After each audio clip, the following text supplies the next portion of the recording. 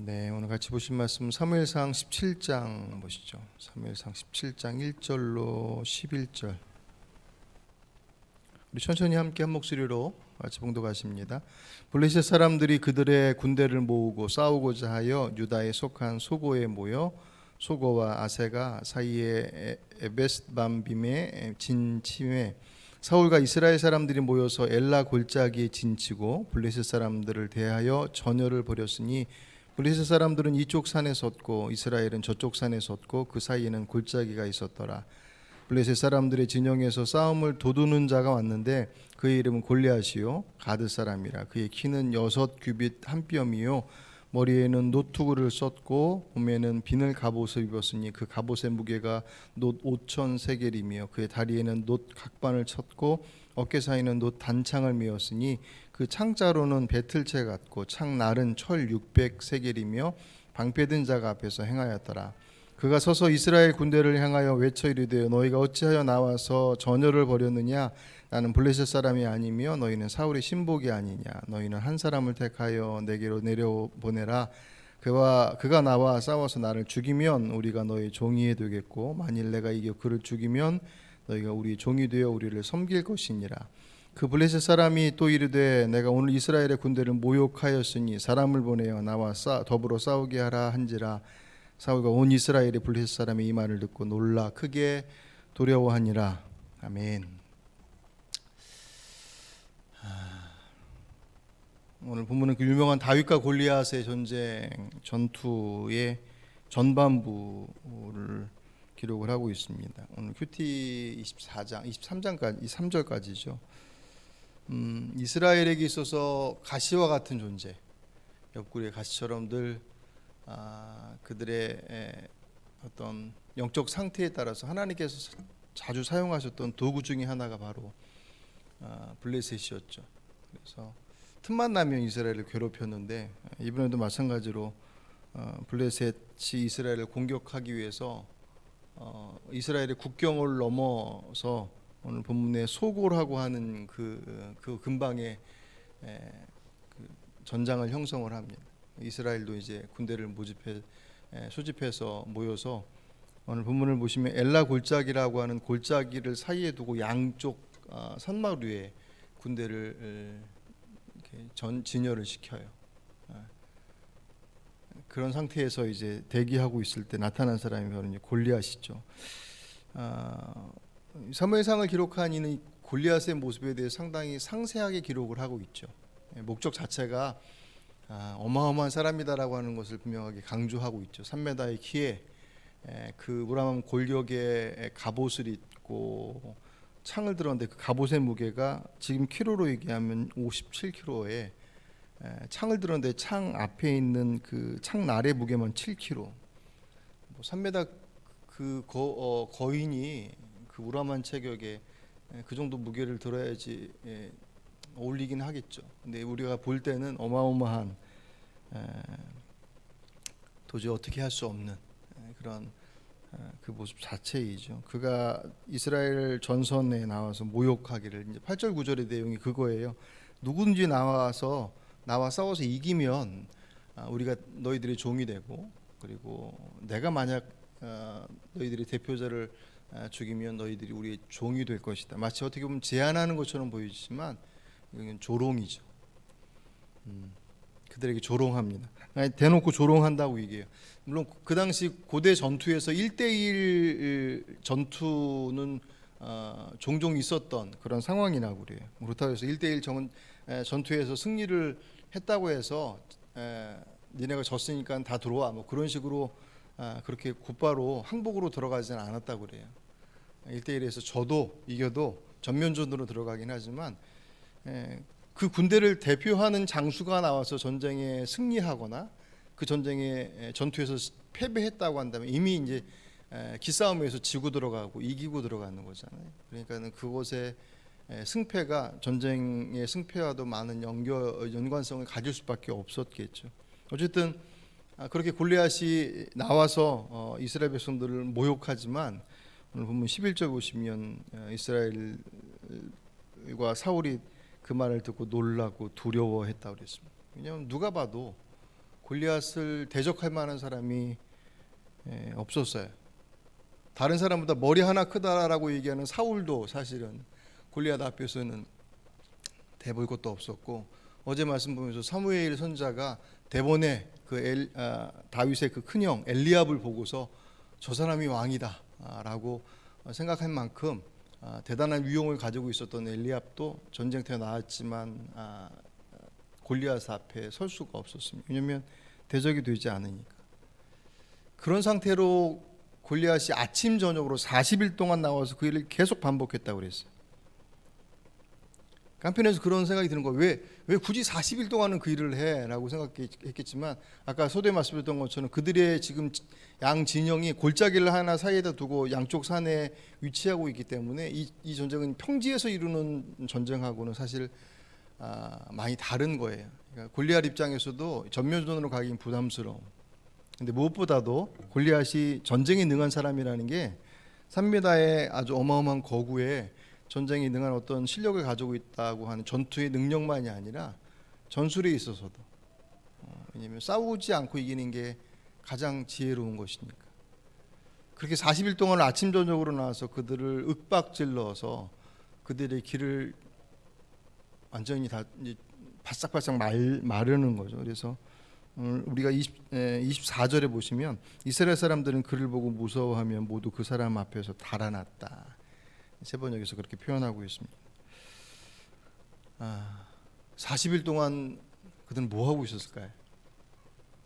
골리앗이 아침 저녁으로 그렇게 나와서 그들을 조롱하고 윽박지르고 전쟁의 상황들을 그들의 이제 소나기를 막 집어넣기 위해서 그렇게 할 때 이스라엘은 도대체 뭐를 하고 있었나?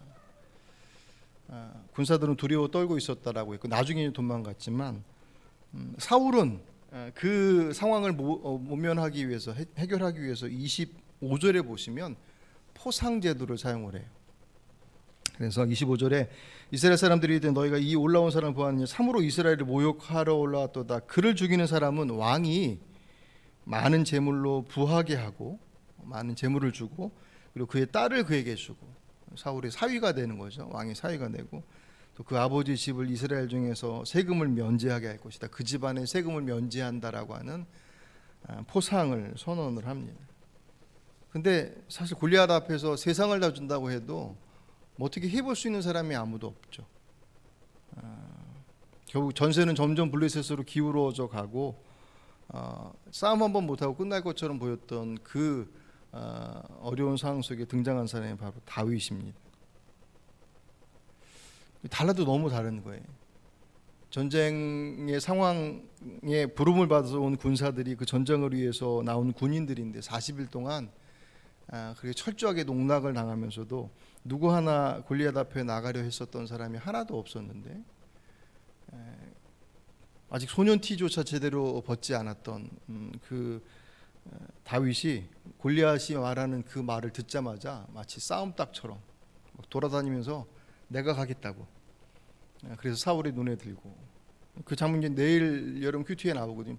보시면 그 상황이 얼마나 어려웠으면, 아무리 다윗이 그렇게 얘기했다고 해도 아직 소년이라고 표현하면 너무 어리고 청소년, 청년 잘 해봐야 그 정도인데, 근데 그의 모습이 미소년이었다고 그랬단 말이에요. 전쟁에 능한 모습은 전혀 보이지 않는, 그냥 어떻게 보면 철없는 아이처럼 보이는 그 아이의 내가 나와서 골리앗과 싸움 이길 수 있다라고 그렇게 막 떵떵거리면서 어떻게 보면 허풍치는 것처럼 보일 법한데도 불구하고 그 얘기를 사울왕에게 가서 얘기를 해요.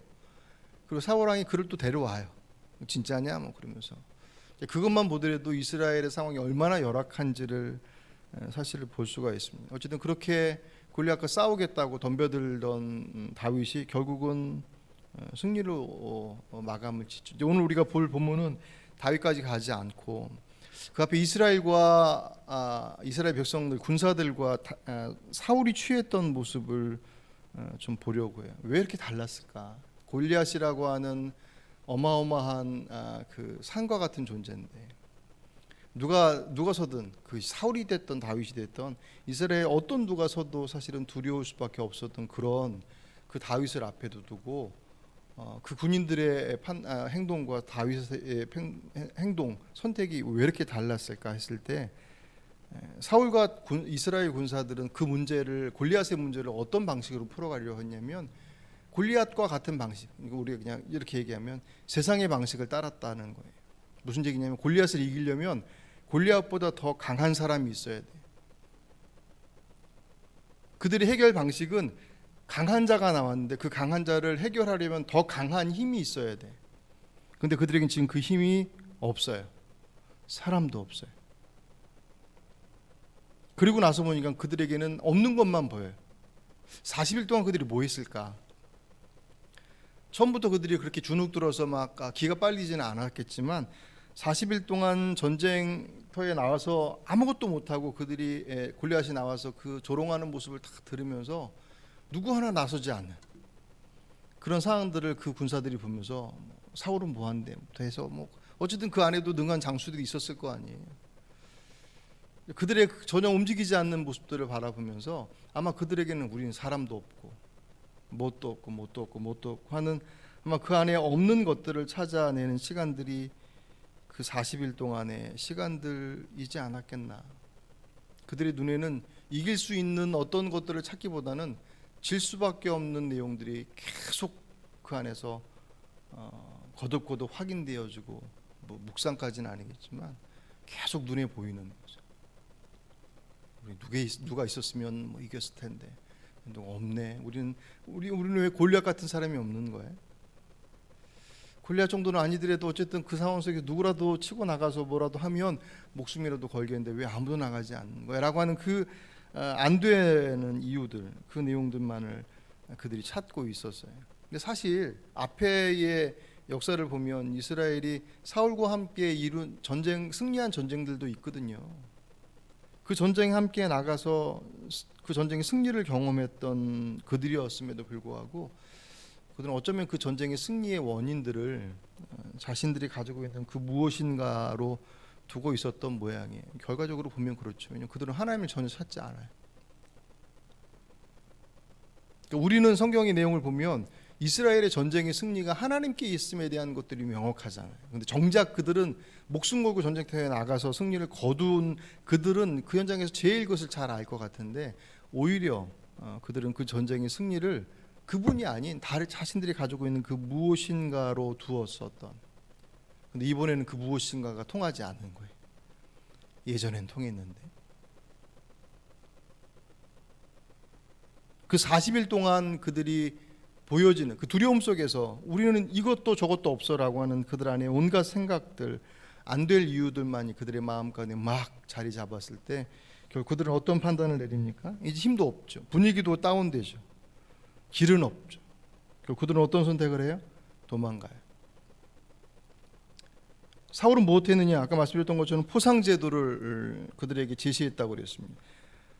사울은 그 포상을 통해서 골리앗을 이길 수 있는 힘을 끄집어내려 했어요. 돈으로 끄집어내려 했지만 사울이 그렇게 할 수 있다라고 판단해서 그렇게 했다고 보지는 않아요.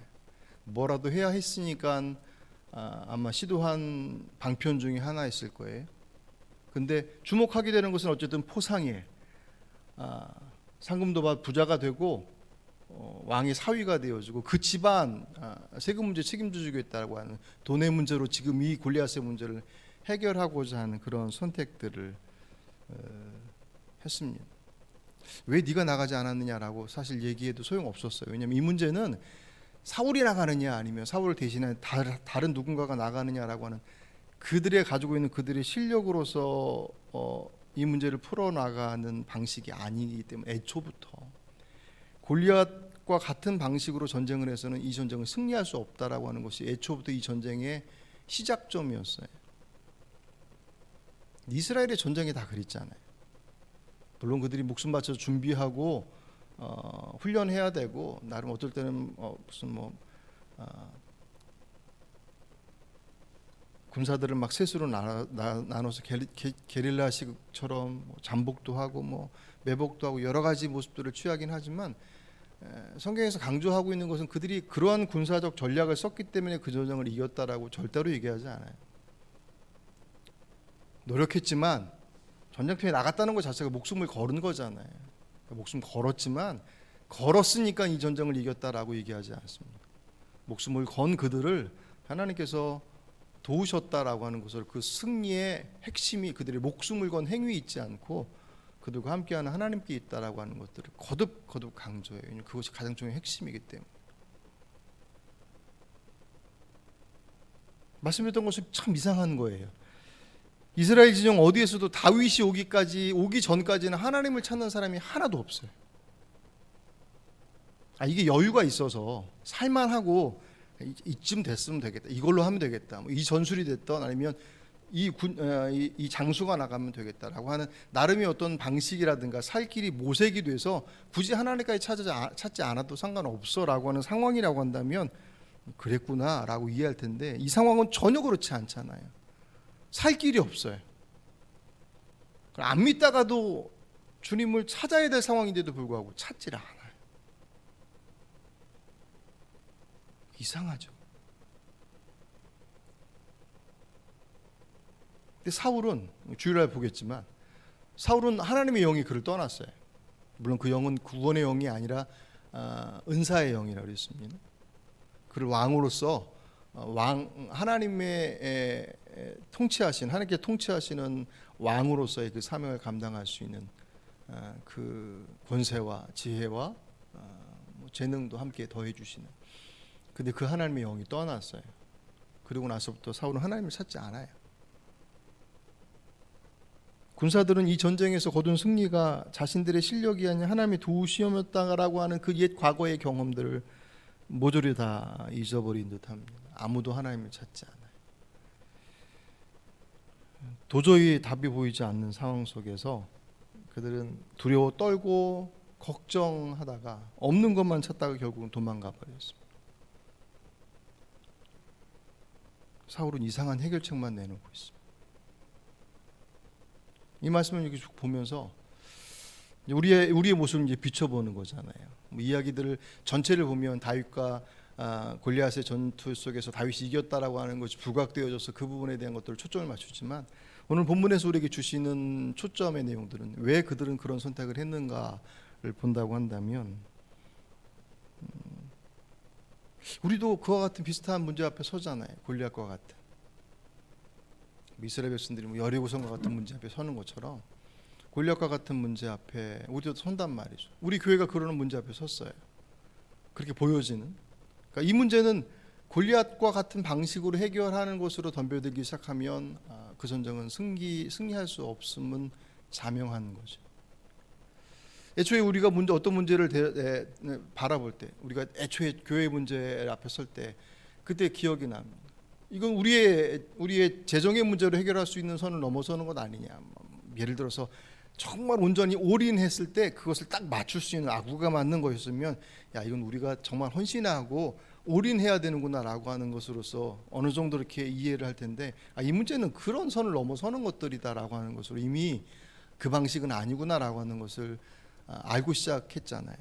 근데 사실은 그것은 어떻게 보면 우리들이 이 땅을 살아가는 데 있어서 그 문제가 정말 크기 때문에 이건 하나님 방식이고, 이게 좀 작으니까 이건 우리의 방식이고, 그렇게 접근할 문제는 아니더라는 거죠.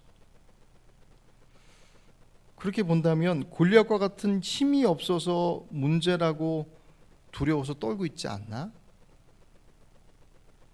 우리는 우리 문제를 풀어가는 데 있어서 왜 안 되지라고 하는 것을 생각할 때 이스라엘의 군사들이 했던 것처럼, 왜 우리에게는 골리앗 같은 장수가 없는 거야? 왜 우리에겐 그런 사람이 없고, 왜 우리에겐 그 정도의 재정적 능력들이 없고, 왜 우리에겐 그런 시스템이 없으며, 왜 우리에겐 이런 것들이 없어라고 하는, 그것이 있었으면 이 문제를 해결할 수 있었을 텐데라고 하는 이스라엘 백성들의 모습과 비슷한 모습들을 갖고 있지 않나? 그건 전혀 해결책이 되지 않는데, 그러니까 안 되는 것만 보이는 거죠.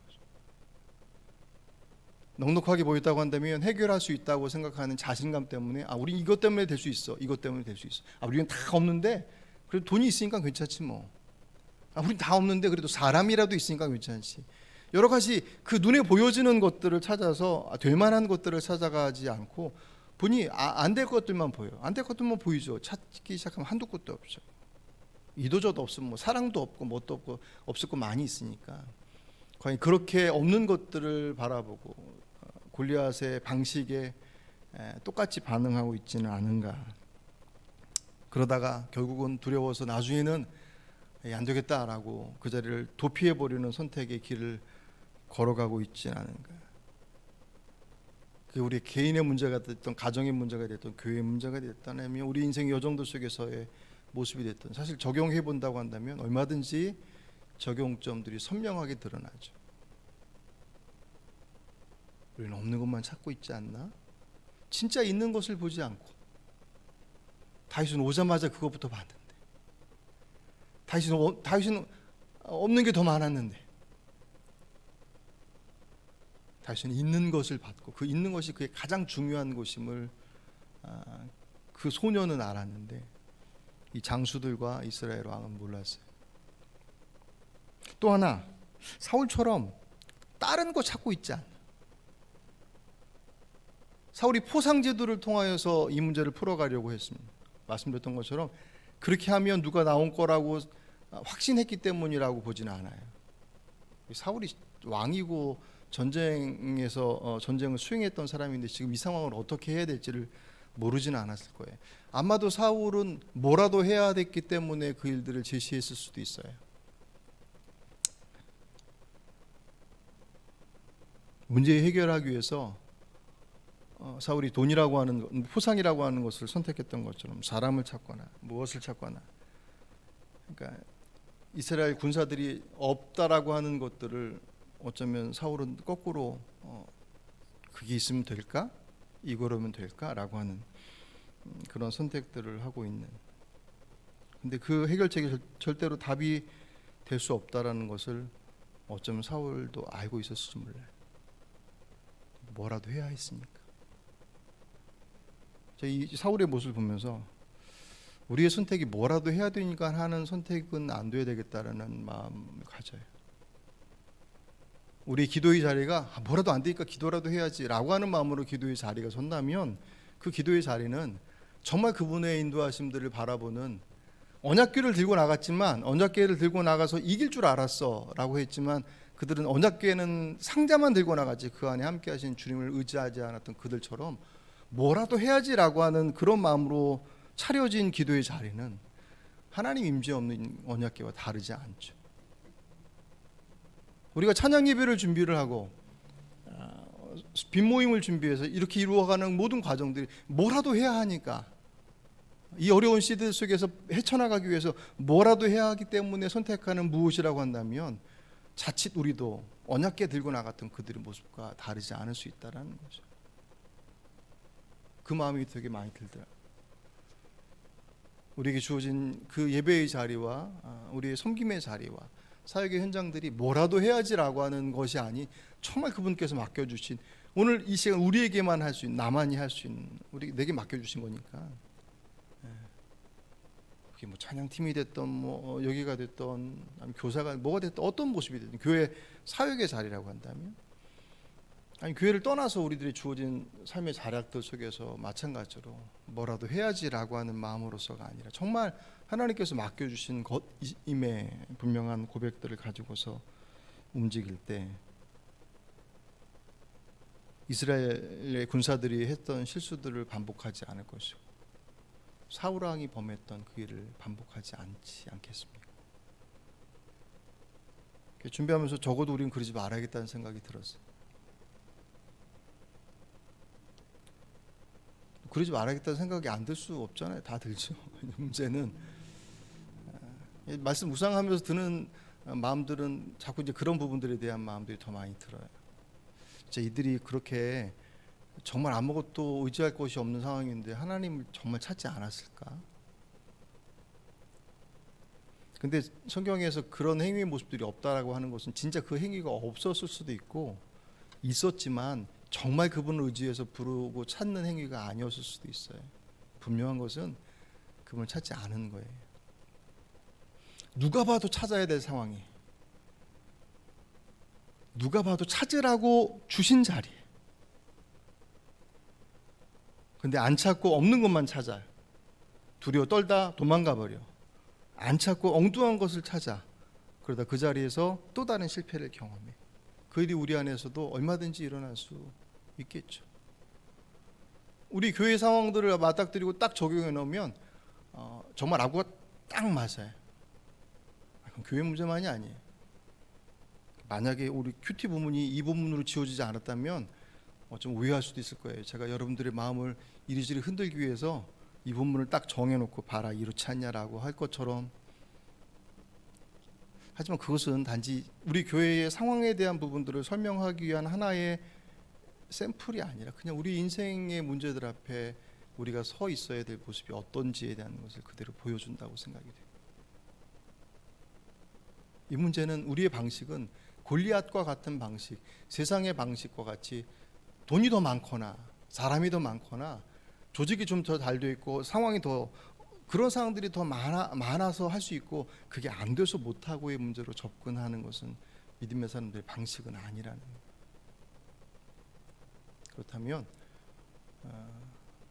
그분을 찾는 것이 우리에게 그 어떤 것보다 제일 중요한 것이 되겠죠. 우리 신의 가장 기본이고자 이면서도 가장 뭐랄까요, 아무리 강조해도 지나치지 않은, 하지만 너무나도 강조하니까 다 그냥 그렇게 하고 있는 것처럼 착각하고 있지만 진짜 그분 앞에 서고 있는 우리의 모습들이 오늘 우리들이 안고 있는 문제들 앞에서 다시금 확인되어진, 정말 주님을 찾는 법을 배워가는 습관으로 했었던 우리의 방식이 혹은 별 기대 없이 그냥 그 자리에 있었던 형식들이 그 안에 정말 그분을 바라보는 그런 간절함의 자리가 되어지고, 그리고 그로 인해서 그 삶을 내던지는 것도 전혀 주저하지 않아요. 아니 더 나가서 오늘 뭐 주일날 보겠지만 다윗처럼 그것에 분노해서 어떻게 그럴 수 있어? 그러면서 덤벼들어서 그 일들을 감당하기에 부족함이 없었던 다윗처럼 오늘 우리들의 삶의 자락들이 그런 잘못되어진 선택, 오늘 제목을 질 수밖에 없는 선택이라고 그랬습니다. 그들의 선택은 질 수밖에 없는 선택, 그런 선택이 아닌 이길 수밖에 없는 선택을 이뤄낼 수 있는 저희들 모두가 되길 주의 이름으로 부탁을 드립니다. 기도할